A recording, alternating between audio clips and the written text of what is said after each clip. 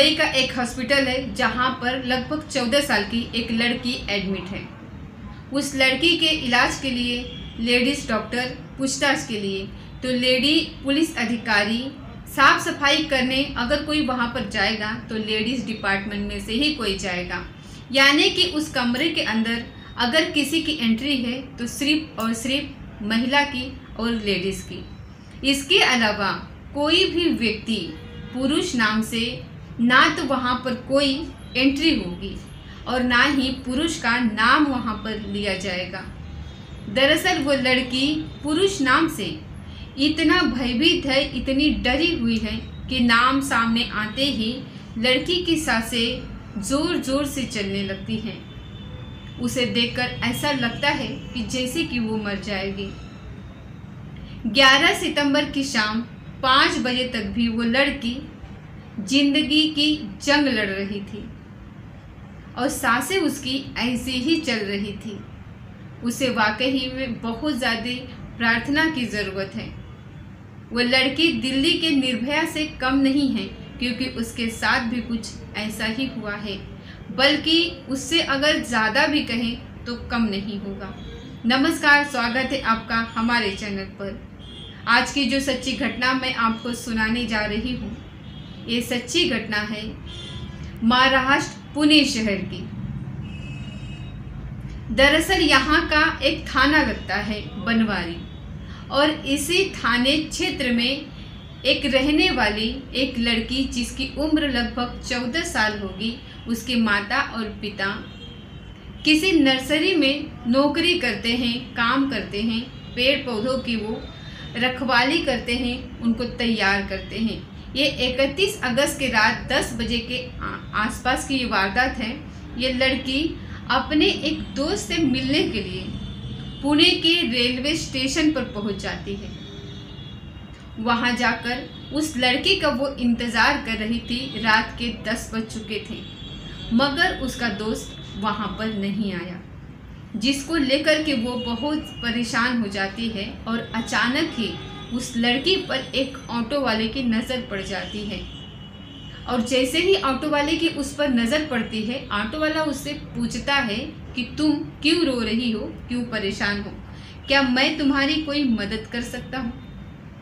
तो लड़की को एक सहारे की ज़रूरत थी। उसे लगा कि शायद ये जो व्यक्ति है, लगभग जिसकी उम्र 30 या 32 साल होगी, उसने अपने उस दास्तां को सुना दिया, बता दिया और कहा कि वो अपने घर वालों के बिना मर्जी के यहाँ रेलवे स्टेशन पर अपने दोस्त से मिलने आई है। दोस्त नहीं आया, इसीलिए वो बहुत ज़्यादा परेशान है।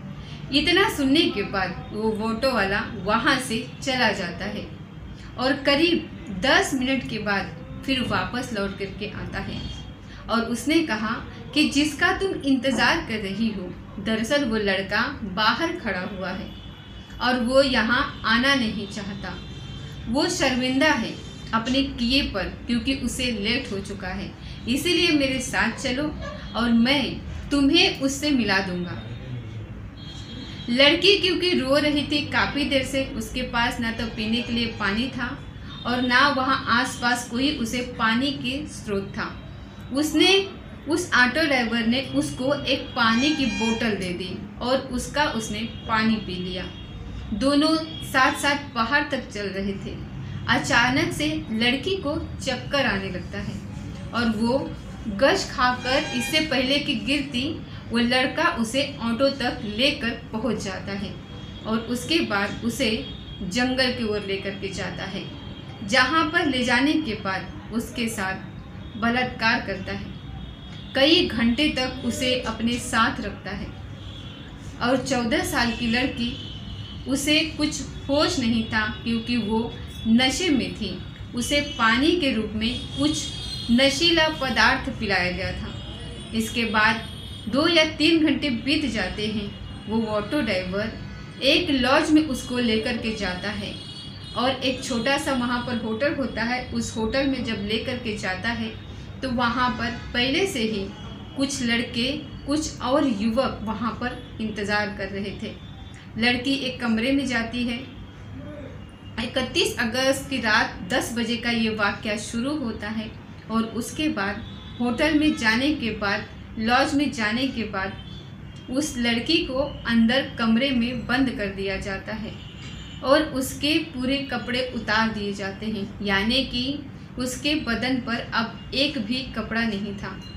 अब वो लड़की शर्मा रही थी, परेशान थी और उसके साथ पहले ही बलात्कार हो चुका था।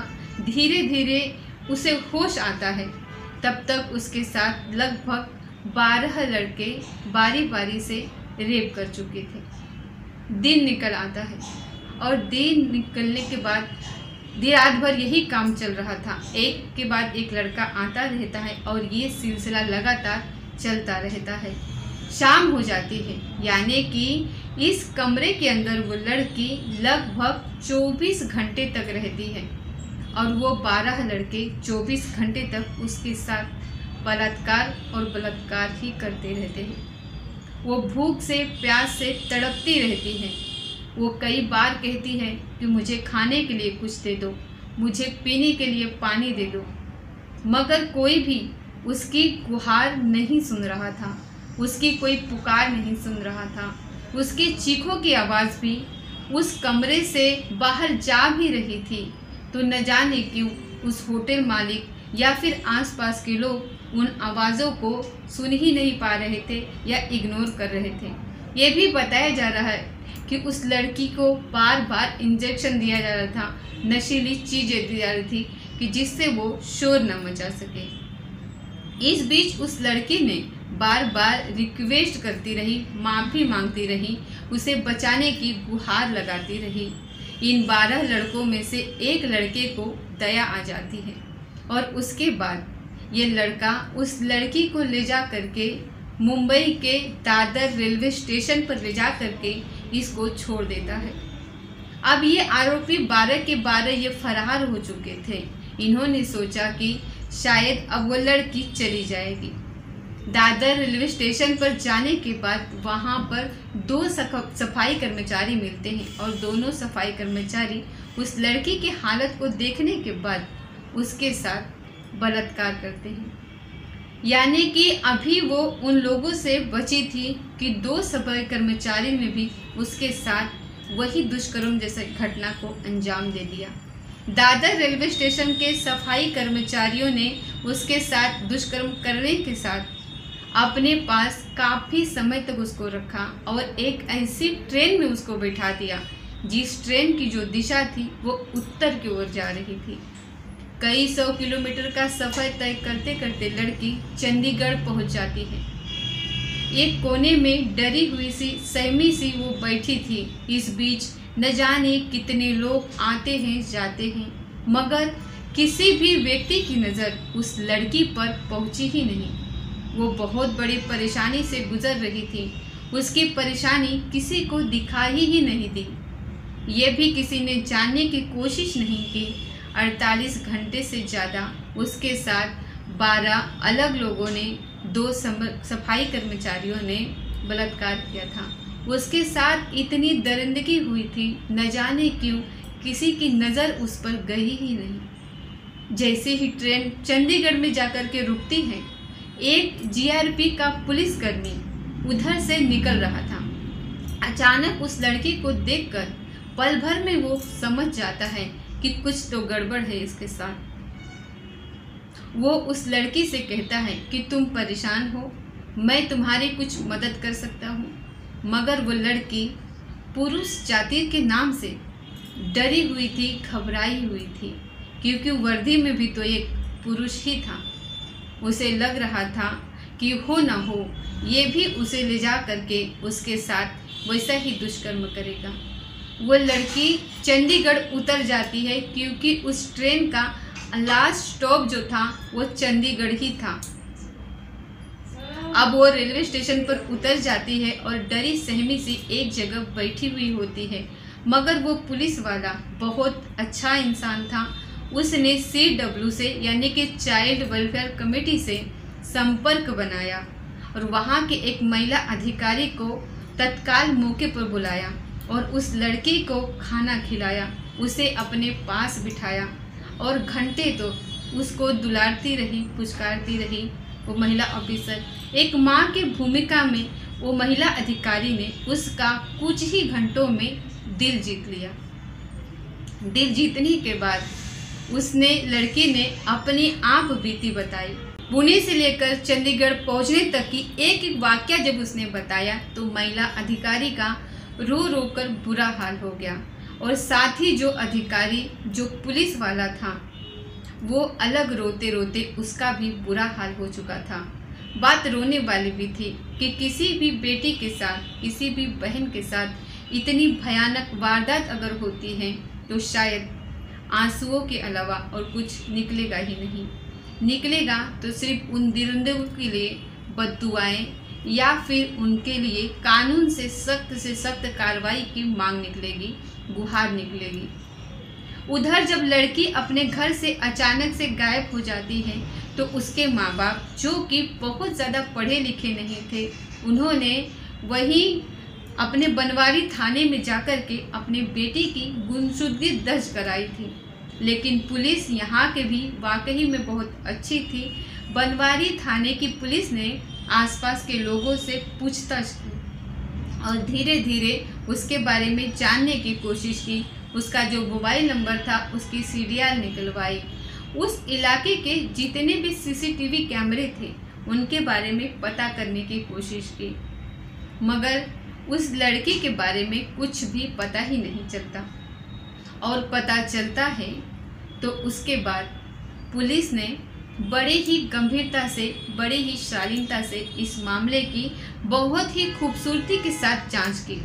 यानी कि इस पूरी कहानी में पुलिस की जितनी तारीफ की जाए उतनी ही कम है। जैसे ही चंडीगढ़ की पुलिस बांदवाड़ी पुलिस से कांटेक्ट करती है, संपर्क करती है, तो उसके बाद यहाँ से उस लड़की को हवाई जहाज़ के माध्यम से मुंबई लाया जाता है और मुंबई लाने के बाद उसको हॉस्पिटल में एडमिट कराया जाता है। जितना भी स्टाफ है टोटल महिला स्टाफ ही उस लड़की के देखभाल के लिए, इलाज के लिए, उसकी खिदमत के लिए, उसके हर ज़रूरत को पूरा करने में लगा हुआ है, क्योंकि वो लड़की पुरुष जाति के नाम से डरी हुई है, घबराई हुई है।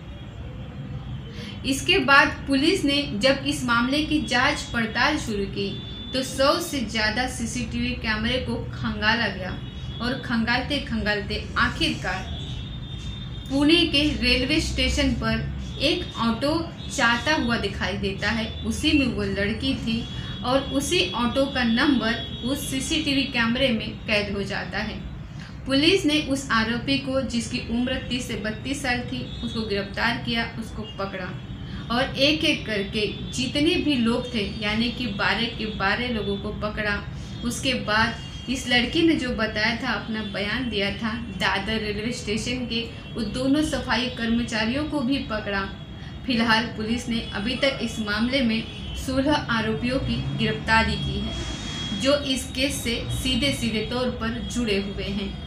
मुंबई पुलिस की प्राथमिकता है कि इस मामले को फास्ट ट्रैक कोर्ट में चलाया जाए, ताकि अगले 10 से 15 दिन में या फिर लगभग 1 महीने में इस केस का निर्णय आ जाना चाहिए और जितने भी दरिंदे हैं, जितने भी आरोपी हैं, सबको फांसी की सज़ा कम से कम तो होनी चाहिए। मैं सैल्यूट करती हूँ उस पुलिस को जो जीआरपी पुलिस का सिपाही था, और मैं सैल्यूट करती हूँ उस महिला को भी जिसने इस लड़की का दिल जीता और जिसने इन लोगों को हॉस्पिटल तक पहुँचाया। और मैं सैल्यूट करती हूँ उस पुलिस को जिसने इस मामले को महज 5 या 6 दिन में खोल के रख दिया, सबके सामने रख दिया। ये कहानी ज़्यादा आपको न्यूज़ चैनल पर या फिर ज़्यादा अखबारों में देखने को नहीं मिलेगी, क्योंकि मीडिया की जो जिम्मेदारियाँ होती हैं वो कम पूरी कर रहे हैं।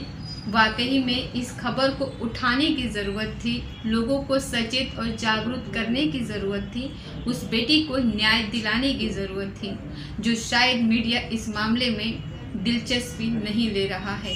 इस कहानी को सुनाने का उद्देश्य किसी को परेशान करना नहीं है, किसी का दिल दुखाना नहीं है, बल्कि आपको सचेत करना है, आपको जागरूक करना है। आप जहाँ भी रहे अपना ख्याल रखें, सुरक्षित रहें। मिलते हैं अगले किसी सच्ची घटना के साथ। तब तक जय हिंद, जय भारत।